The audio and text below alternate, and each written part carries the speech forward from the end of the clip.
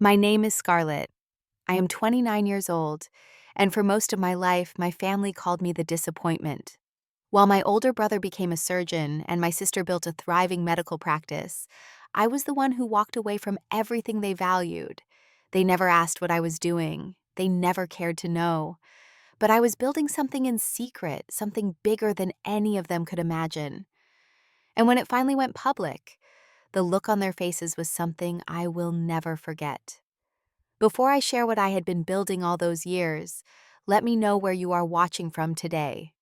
Drop your location in the comments below. And if stories about proving people wrong speak to you, hit that like button and subscribe to this channel. Because the look on my parents' faces when they finally learned the truth was something I will never forget. Growing up in Seattle, Washington, I was surrounded by medicine from the moment I took my first breath. My father, Dr. Harold Bennett, was a renowned cardiovascular surgeon at Swedish Medical Center. He spent his days cutting open chests and saving lives, and he came home every night expecting perfection from everyone around him. My mother, Dr. Judith Bennett, ran her own pediatric practice on the east side of the city. She was softer than my father, but she shared his unwavering belief that medicine was the only respectable path in life. Then there were my siblings. Winston, my older brother, was 6 years ahead of me. By the time I was learning to ride a bike, he was already dissecting frogs in his advanced biology class and talking about which medical school he would attend. He eventually became a neurologist at the Mayo Clinic in Minnesota, and my parents spoke of him like he was a gift from the heavens. My sister Penelope was 4 years older than me. She followed the family path without question, becoming a dermatologist and opening a chain of medical spas in Los Angeles that made her wealthy beyond imagination. She was the one my mother bragged about at dinner parties. And then there was me, Scarlett, the youngest, the one who never quite fit. Our house in the Laurelhurst neighborhood was beautiful with tall windows and a manicured lawn that my mother tended on weekends. But what I remember most about that house were the walls.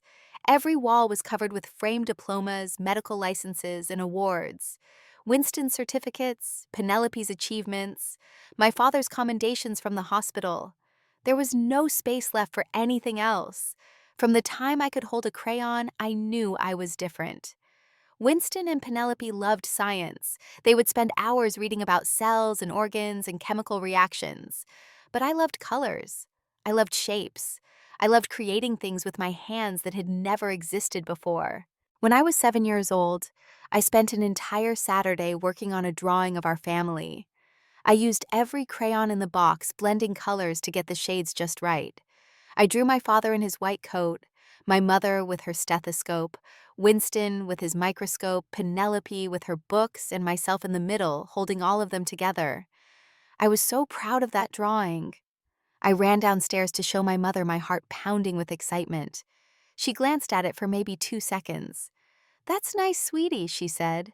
"But did you finish your math homework?" I learned something that day. Art was not important in this house. Only achievement was. Only medicine was. When I was 10, I asked my father if I could join the art class that met after school on Wednesdays. I had been saving the flyer in my backpack for weeks, waiting for the right moment to bring it up. He was reading the newspaper at the kitchen table when I approached him. "Art class." He did not even look up. "That won't pay the bills, Scarlett. You should join the science club like Winston did." I did not join the art class. Instead, I started hiding my sketchbooks under my pillow, drawing late at night when everyone else was asleep. My art became my secret, the one thing that was truly mine. By the time I reached Lakeside School, one of the most prestigious private schools in Seattle, the pressure had become suffocating. Winston had been valedictorian there. Penelope had been salutatorian. Every teacher knew my family name, and every teacher expected me to follow in their footsteps. I tried. I really did. I took all the advanced science classes. I studied until my eyes burned. I hired tutors for chemistry and physics. And I was good, just not great. My grades hovered around a B average in the sciences, while I excelled in English, art, and creative writing. One evening during my junior year, my father reviewed my report card at the dinner table. He held the paper between 2 fingers like it was contaminated. A B in chemistry. He looked at me with genuine confusion. Winston never got below an A in any science class. I'm trying, Dad, I said quietly. Maybe you should try harder instead of doodling all the time, my mother added. I wanted to scream. I wanted to tell them that my art teacher had submitted one of my pieces to a statewide competition, and I had won honorable mention. I wanted to tell them that my English teacher said I had a gift for visual storytelling, but I knew none of that would matter. In this family, there was only one kind of success. That summer, I secretly applied to the Rhode Island School of Design summer program. I used money I had saved from babysitting to pay the application fee. I created a portfolio of my best work and sent it off without telling a single person. When the acceptance letter arrived, I hid it in my dresser drawer and read it every night before falling asleep. For 2 weeks that July, I told my parents I was at a science enrichment camp. Instead, I was in Rhode Island, surrounded by people who saw the world the way I did. It was the happiest 2 weeks of my life. When senior year arrived and it was time to apply to colleges, my father sat me down in his study. He had a list prepared on his desk. "You'll apply to pre-med programs," he announced. "University of Washington is the safe choice. Stanford if you want to aim high. Maybe Johns Hopkins." I took a deep breath. "Dad, I want to study design. Maybe go to RISD or Parsons." The silence that followed was deafening. My mother appeared in the doorway. "Design, you want to throw away your future for drawing pictures." "It's not just drawing pictures," I tried to explain. "It's about solving problems visually, creating experiences, building things that—" "No child of mine will waste their potential on something so frivolous," my father interrupted. Over the next few weeks, I was bombarded with interventions. Winston called from Minnesota to talk sense into me. Penelope flew in from Los Angeles to share her wisdom about practical careers. Everyone had an opinion about my life except me. In the end, I applied to all the pre-med programs my father wanted. But I also secretly applied to Parsons School of Design in New York City. I used my own money for the application. I created my portfolio in the school art room when everyone else had gone home. I wrote my personal essay about finding my voice in a family that never wanted to hear it. When the letters came, I was accepted to both paths. University of Washington wanted me for their pre-med track, and Parsons wanted me for their design program. I stood at a crossroads. I could follow my family's path and be miserable, or I could follow my heart and risk losing them. I chose my heart, and that was when everything changed. The day I told my family I was going to Parsons instead of pursuing medicine, the house in Laurelhurst felt like a courtroom. My father stood by the fireplace, his arms crossed over his chest. My mother sat on the edge of the sofa, a tissue crumpled in her hand. Winston had flown in specifically for this conversation, and Penelope was on speakerphone from Los Angeles. "I've made my decision," I said, keeping my voice as steady as I could manage. "I'm going to Parsons School of Design in New York." My father's face turned the color of brick. "Absolutely not. I am not paying for you to learn how to draw." "I have a scholarship," I replied, "and I've already arranged student loans for the rest.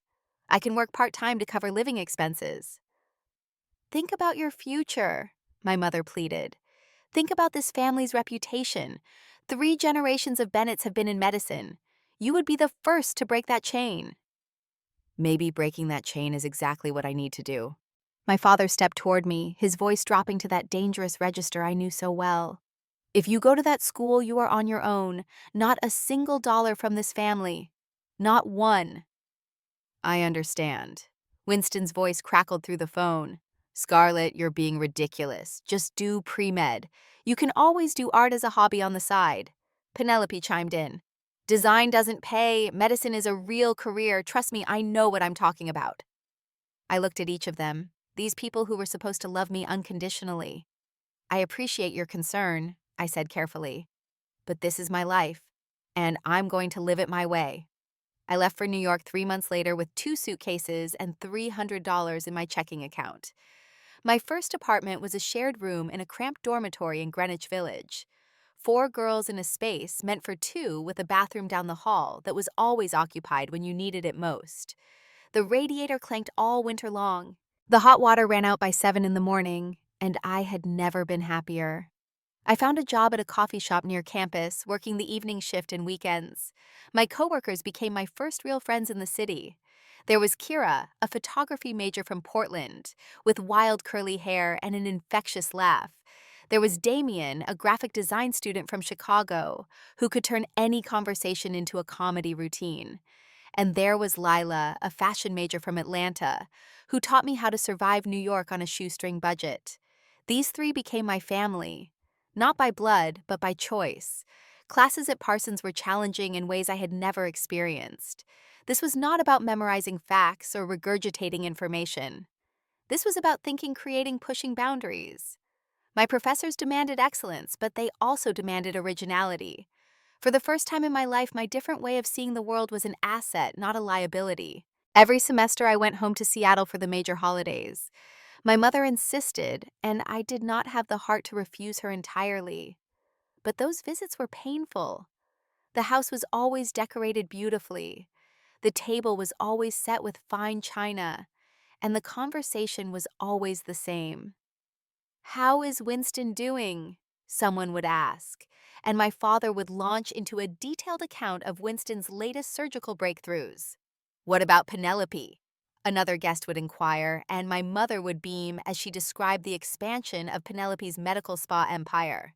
And then someone would turn to me. "And what are you doing these days, Scarlett?" Before I could answer, my father would wave his hand dismissively. "She's still in that art school in New York." The words hung in the air like a bad smell. That art school, as if it were some kind of juvenile detention center, rather than one of the most respected design institutions in the world. During my junior year at Parsons, I took a class that changed everything. It was called Digital Product Design, and it introduced me to the world of UX and UI. Suddenly, I saw how art and technology could merge. I saw how design could solve real problems for real people. I saw a future that combined my creative skills with practical application. I started teaching myself to code at night. HTML first, then CSS, then enough JavaScript to understand what was possible.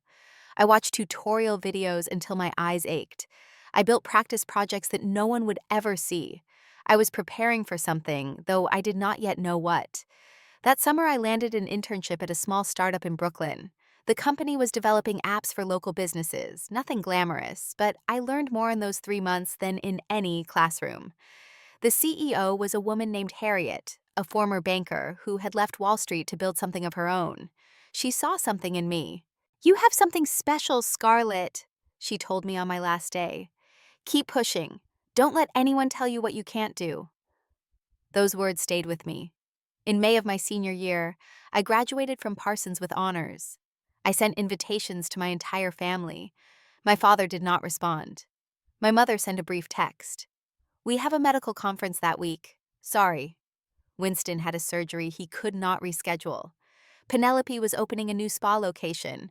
Suddenly, everyone was too busy to watch me receive my diploma. I walked across that stage alone.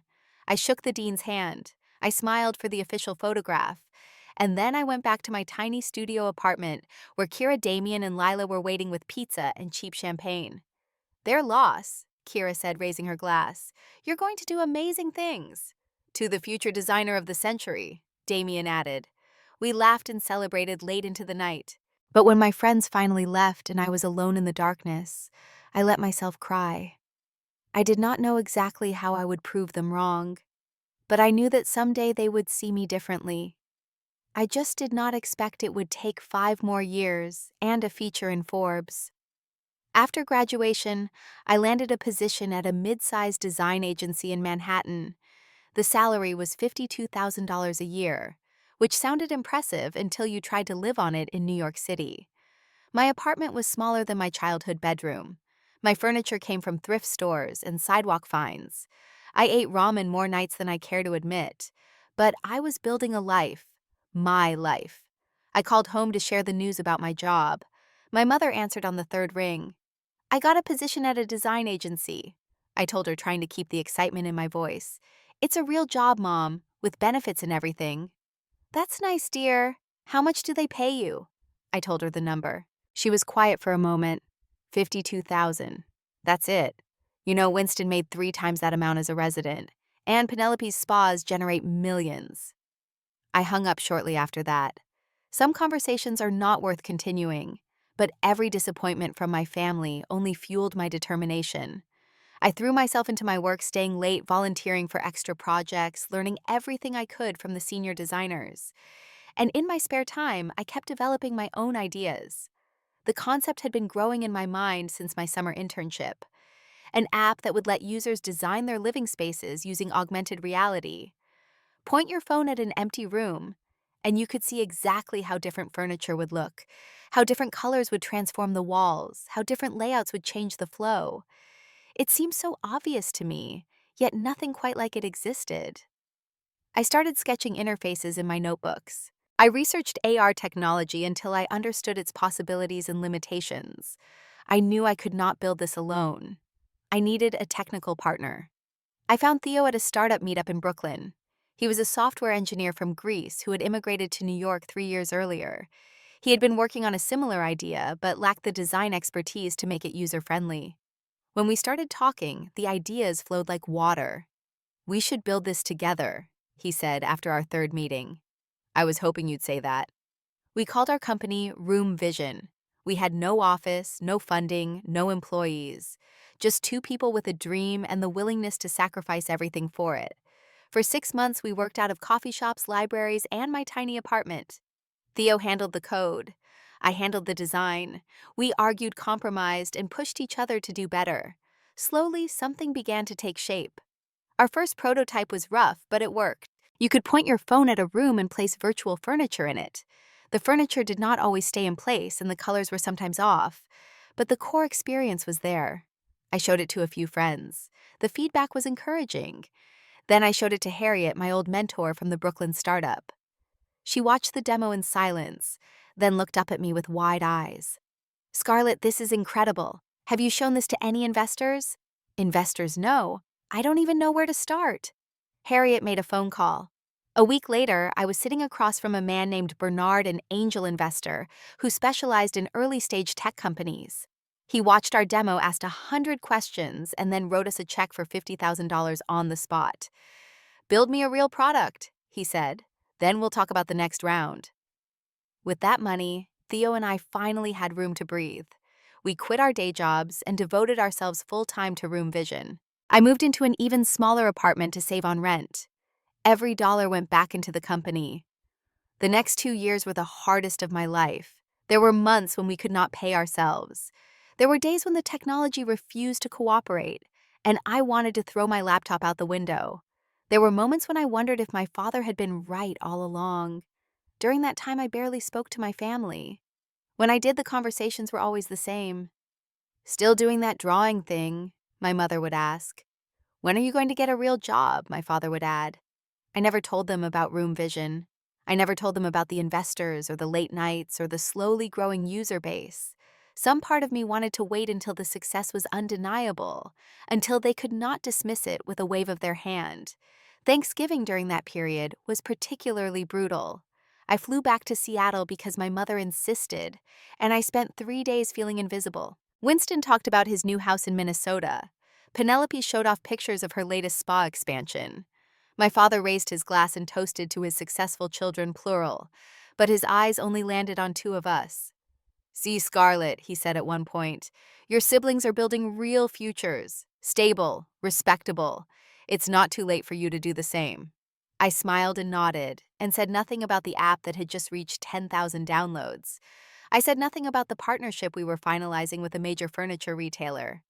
I said nothing about the investor meetings scheduled for January. I just sat at that table feeling the familiar weight of their disappointment and promised myself that one day they would understand. That day came sooner than I expected. 6 months after that Thanksgiving, Room Vision was accepted into Y Combinator, one of the most prestigious startup accelerators in the world. We moved to San Francisco for 3 months of intensive mentorship. We pitched to hundreds of investors. We refined our product until it gleamed.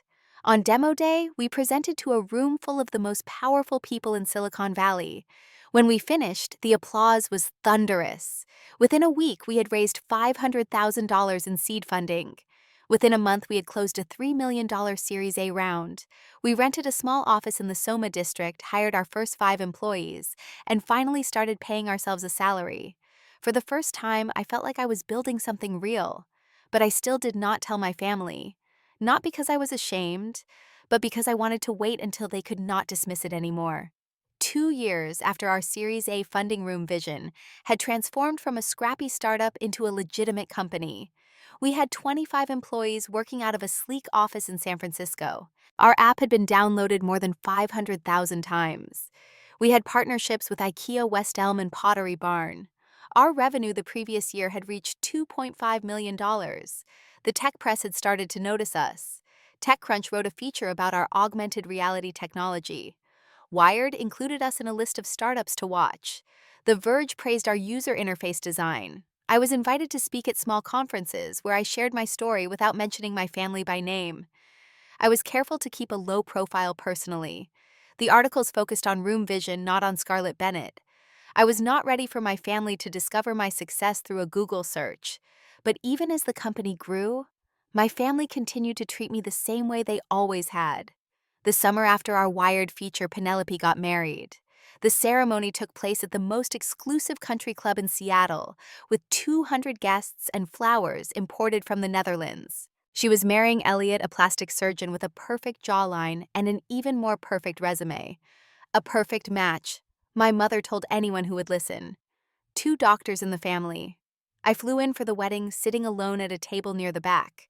When guests asked what I did for a living, my mother would swoop in before I could answer. Scarlett does something with computers in California, she would say vaguely, then quickly change the subject. One of her friends raised an eyebrow. Oh, IT support. My mother did not correct her. During the reception, my father gave a toast. He raised his champagne glass and looked out at the crowd with tears in his eyes. To our wonderful daughter Penelope, who has made us so proud. And to Winston, our brilliant son, who unfortunately could not be here tonight, but who continues to excel in his field. The Bennett family legacy continues. He did not mention my name once. I sat at my table smiling a smile that did not reach my eyes. I thought about the email sitting in my inbox, the one from Pinterest, expressing interest in acquiring Room Vision. I thought about the meeting scheduled for next month with Shopify's corporate development team. I thought about the numbers that would make my father's jaw drop if he only knew. But I said nothing. I finished my champagne, made my excuses, and caught an earlier flight back to San Francisco. On the plane, I called Theo. "How was the wedding?" he asked. "About what I expected. Any news on the acquisition talks?" He laughed. "You're thinking about work at your sister's wedding." I'm always thinking about work. It's the only thing that doesn't disappoint me. After I hung up, I stared out the window at the clouds below. Theo was right in a way. I had become obsessed with building Room Vision, partly because I loved it, but partly because it was my way of proving something to people who had never believed in me. I made a decision on that flight. I would stop trying to win my family's approval. I would stop hoping they would suddenly understand. Instead, I would focus entirely on my company and wait until the success was so massive that they could not possibly ignore it. That moment was closer than I realized. Over the following year, the acquisition interest intensified. Pinterest made a formal offer. Shopify followed with a higher bid. But the most exciting approach came from Adobe, the software giant, whose products I had been using since I first discovered design. Their offer was $42 million. Theo and I spent weeks in meetings with lawyers, financial advisors, and Adobe executives. We negotiated terms, discussed transition plans, and protected our employees' interests. The deal was complex, but the outcome was clear. If we accepted Theo, and I would become wealthy beyond anything we had imagined. We signed the papers on a Tuesday afternoon in October. The announcement would go public in 6 weeks' time to coincide with Forbes releasing their annual 30 Under 30 list. The magazine had been following our story for months, and they wanted to feature me in the consumer technology category. The day the Forbes list went public, everything changed. I was in my apartment in San Francisco when the Forbes website updated with the new 30 Under 30 list. I refreshed the page at exactly midnight, my heart pounding as the names loaded. There I was, Scarlett Bennett, 29, co-founder and CEO of Room Vision. The headline of my profile read, "How Scarlett Bennett Built a $42 million Company from Her Tiny Brooklyn Apartment." The article told my story. It mentioned that I had graduated from Parsons School of Design. It described how Theo and I had built Room Vision from nothing. It detailed the Adobe acquisition and what it meant for the future of augmented reality and home design. There was even a photo of me shot in our San Francisco office, looking more confident than I had ever felt in my life. One paragraph made me catch my breath. The writer had asked about my background, and I had answered honestly without naming names. The quote in the article read, "Bennett's family, all doctors, didn't support her decision to pursue design. She built her company without their backing and without their belief." I wondered how long it would take for someone in Seattle to see it. Not long, as it turned out. The next morning, my phone started buzzing with notifications. LinkedIn connections, Twitter mentions, Instagram comments. People I had not spoken to since high school were suddenly reaching out to congratulate me. My inbox filled faster than I could read it. Then came the text from Penelope. "Is this you?" Attached was a screenshot of the Forbes article. I did not respond immediately. I was not sure what to say. Winston's message arrived an hour later. "Scarlett, why didn't you tell us? This is incredible." Still, I did not respond. Then my mother called. I let it go to voicemail and played it back with trembling fingers. "Scarlett, this is your mother. I just saw—" "I don't understand. $42 million. Why didn't you tell us about any of this?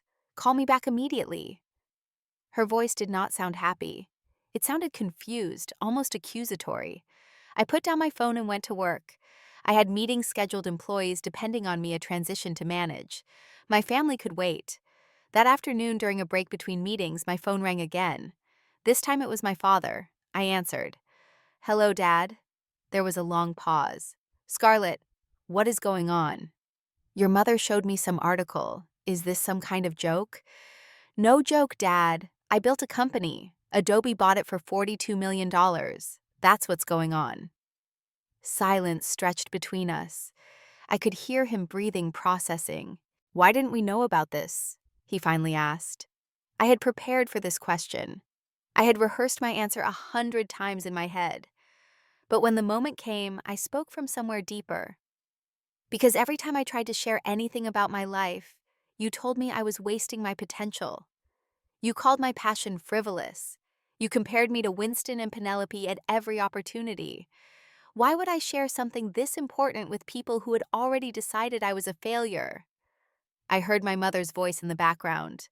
"Let me talk to her." The phone changed hands. "Scarlett, you should have told us," my mother said. "We're your family." "Family," I replied calmly. "When was the last time you asked about my work without criticizing it? When was the last time you came to anything that mattered to me?" "We were just trying to guide you." "You weren't guiding. You were dismissing. Every single time. You didn't come to my graduation. You called my career drawing pictures. You didn't even mention my name at Penelope's wedding." "That's not—" "We didn't mean—" "I have to go, Mom. I have meetings." "Wait," she said quickly. "We want to see you. Come home for Thanksgiving, please. We can talk about all of this." I thought about it for a long moment. Part of me wanted to refuse. Part of me wanted to make them wait, make them wonder, make them feel even a fraction of the invisibility I had felt for so many years. But another part of me knew this was an opportunity. Not for reconciliation necessarily, but for closure. For finally saying the things I had kept inside for so long. "I'll come for Thanksgiving," I said finally. "But I have some things I need to say." "Of course, sweetheart, we'll listen." I did not entirely believe her, but I booked my flight anyway. The flight to Seattle felt different this time. I was not the anxious young woman who used to dread these trips, counting the minutes until she could escape back to New York or San Francisco. I was someone else now. Someone with proof of her worth that could not be dismissed or minimized. I rented a car at the airport rather than letting anyone pick me up. I wanted to arrive on my own terms. The house in Laurelhurst looked the same as always. The manicured lawn, the tall windows, the expensive cars in the driveway. I parked on the street and sat for a moment collecting myself. Then I walked up the path and rang the doorbell. My mother opened the door so quickly that she must have been watching from the window. Her eyes were red as if she had been crying, or perhaps just nervous. "Oh, Scarlett." She pulled me into a hug that lasted longer than any hug I could remember from her. "I'm so glad you came." My father appeared behind her. He looked older than I remembered, his hair grayer, his shoulders slightly stooped. He nodded at me. Welcome home, Scarlett. I stepped inside. The house smelled the same as always, a mixture of my mother's perfume and the polish she used on the hardwood floors. The walls were still covered with diplomas and awards, though I noticed something new. A small framed printout of the Forbes article hung near the entrance. I stared at it for a moment, unsure how to feel. Winston was there with his family. His wife Grace greeted me warmly, and their daughter Lily, who was 4 years old, ran up to me with pure excitement. Aunt Scarlett, Mommy said you made a computer thing. I knelt down to her level. Something like that, sweetie. Penelope and Elliot arrived shortly after. My sister hugged me stiffly, clearly, unsure how to navigate this new dynamic. Elliot shook my hand and told me congratulations, his voice carrying the practiced charm of someone used to managing social situations. The energy in the room was strange. Everyone kept looking at me differently than before. Not with pity or dismissiveness, but with something closer to curiosity, even admiration. It should have felt good. Instead, it felt hollow. We gathered around the dining table, which was loaded with the traditional Thanksgiving spread: turkey, mashed potatoes, cranberry sauce rolls, green beans. My mother had outdone herself. My father took his usual place at the head of the table and cleared his throat. Before we begin, let's go around and share what we're grateful for this year. One by one, they spoke. Winston talked about his promotion and his growing family. Grace expressed gratitude for her husband and daughter. Penelope mentioned her business success and her happy marriage. Elliot said something polished about being welcomed into such a wonderful family. My mother said she was grateful to have all her children under one roof. Then my father spoke. I'm grateful for our health, our careers, and he paused, glancing at me, and Scarlett's unexpected success. Unexpected. The word landed like a slap. All eyes turned to me. It was my turn. I set down my fork and looked around the table at these people who shared my blood, but had never truly known me. I'm grateful for a lot of things, I began slowly. But before I share, there's something I need to say. The room grew quiet. Even little Lily stopped squirming in her chair. For as long as I can remember, I've been the disappointment of this family. Every dinner, every holiday, every phone call, I was reminded that I wasn't good enough. My mother opened her mouth to protest, but I held up my hand. Please, let me finish. She closed her mouth. Winston was the brilliant surgeon, Penelope was the successful entrepreneur, and I was the girl who gave up a real career to, as you put it, draw pictures. I looked at my father. You didn't have to say it directly. It was in every comparison, every sigh, every time you changed the subject when I talked about my work. You didn't come to my graduation. You called my passion frivolous. You told me I was wasting my potential. At Penelope's wedding, you gave a toast to your wonderful children and didn't mention my name once. My father's face was tight. We wanted what was best for you. No, I said firmly. You wanted me to be like Winston and Penelope. You wanted me to fit your definition of success. And when I didn't, you treated me like I didn't matter. The silence was thick enough to touch. Do you know how it feels to work so hard to build something from nothing and have your own family dismiss it without even knowing what it is? I spent 5 years building a company. 5 years of sacrifice, of sleeping on friends' couches, of maxing out credit cards, of working until 2 in the morning because I believed in what I was creating. Winston spoke softly. Scarlett, I didn't realize. I know you didn't, Winston, because no one ever asked. No one ever called to say, hey, Scarlett, what are you working on these days? What's exciting in your life? It was always about your achievements, your milestones, your successes. I took a breath and looked at my parents again. I built a company that was just acquired for $42 million. I'm on the Forbes 30 under 30 list.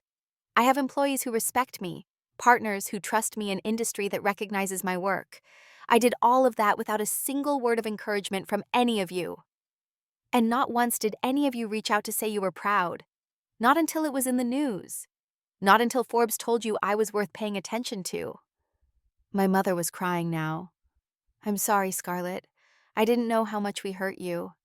My father stared at his plate, unable to meet my eyes. For the first time in my life, he seemed to have nothing to say.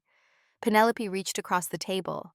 I should have been a better sister. I was so focused on my own life. Me too, Winston added. I'm sorry. Little Lily, confused by the tension, looked up at me with innocent eyes. Aunt Scarlett, are you sad? I smiled at her, and it was the first genuine smile I had worn since entering the house. Not anymore, sweetie, not anymore. My father finally spoke, his voice rough. Scarlett, I was wrong. I should have supported you. I should have believed in you. He looked up and I saw something I had never seen before, tears forming in the corners of his eyes. I can't take back what I said, but I want you to know that I am proud of you, even if it took me too long to say it. I nodded slowly. Thank you, Dad. That means something. We ate the rest of the meal in a different kind of silence, softer, thoughtful. My mother kept glancing at me as if seeing me for the first time. My father asked questions about Room Vision, genuine questions about how the technology worked and what the acquisition meant. Winston wanted to know about Silicon Valley. Penelope asked if I could give her advice about the digital presence for her spas. It was strange and surreal, but it was also finally something like acknowledgement. After Thanksgiving, I stayed in Seattle for a few extra days. For the first time in years, I had real conversations with my family. Not the surface-level exchanges we had always defaulted to, but actual discussions about our lives, our choices, our regrets. My mother took me to her favorite coffee shop, the one she used to visit between patient appointments. We sat by the window watching the rain streak down the glass. I've been thinking about what you said, she told me, her hands wrapped around her mug.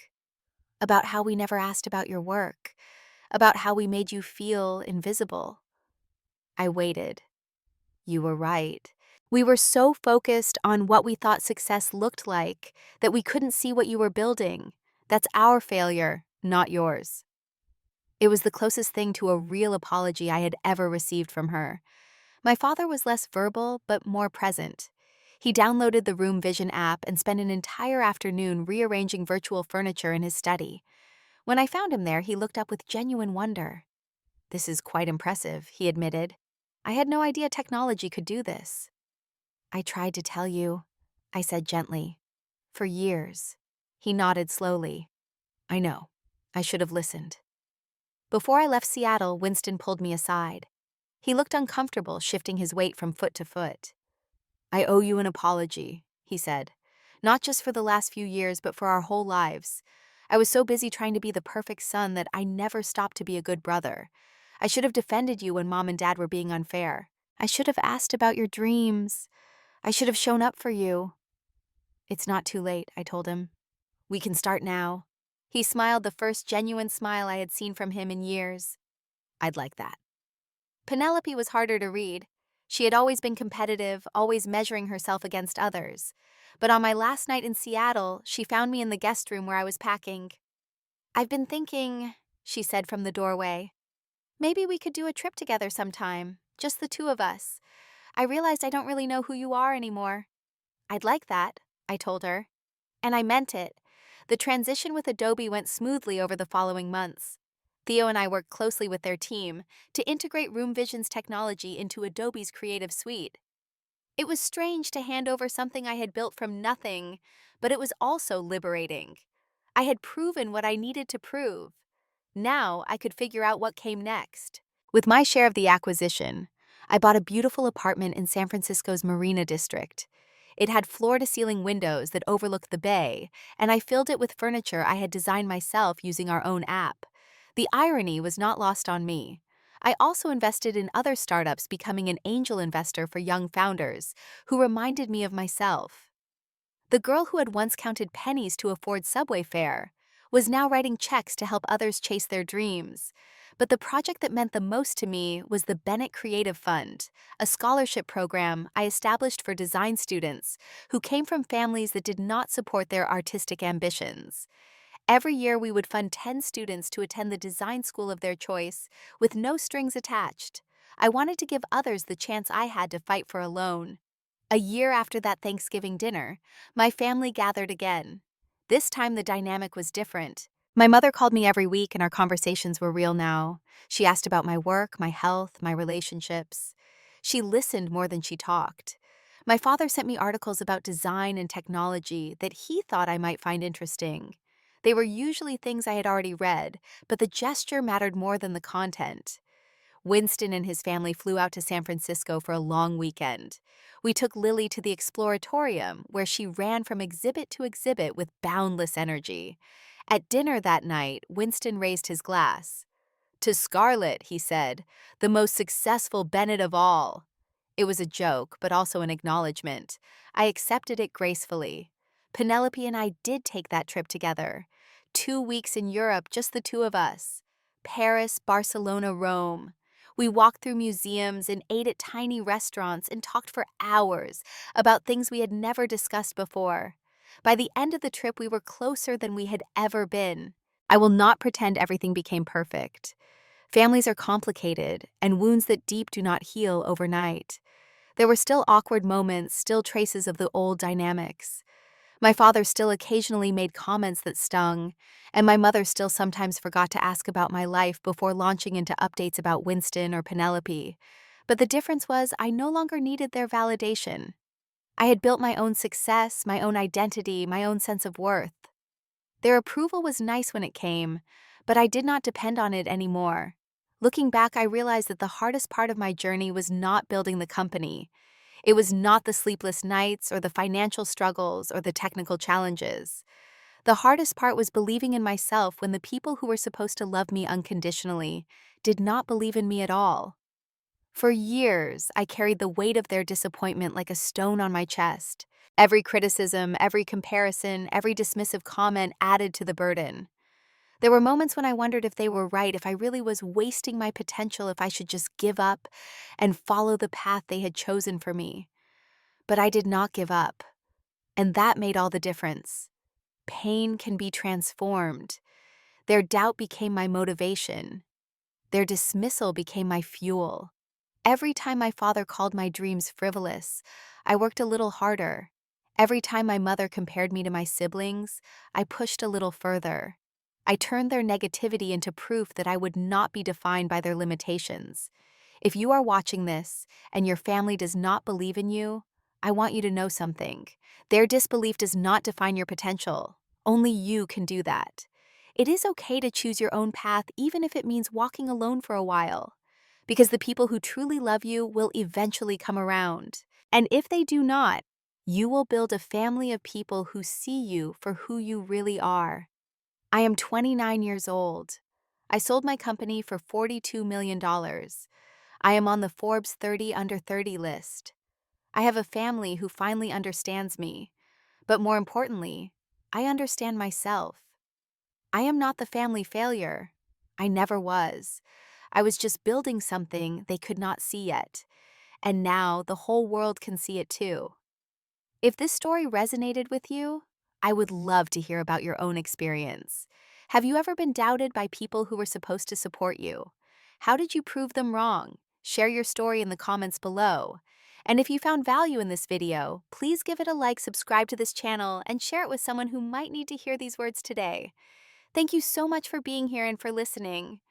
I wish you the courage to chase your dreams, even when no one else believes in them. Because you are capable of more than anyone knows, even you.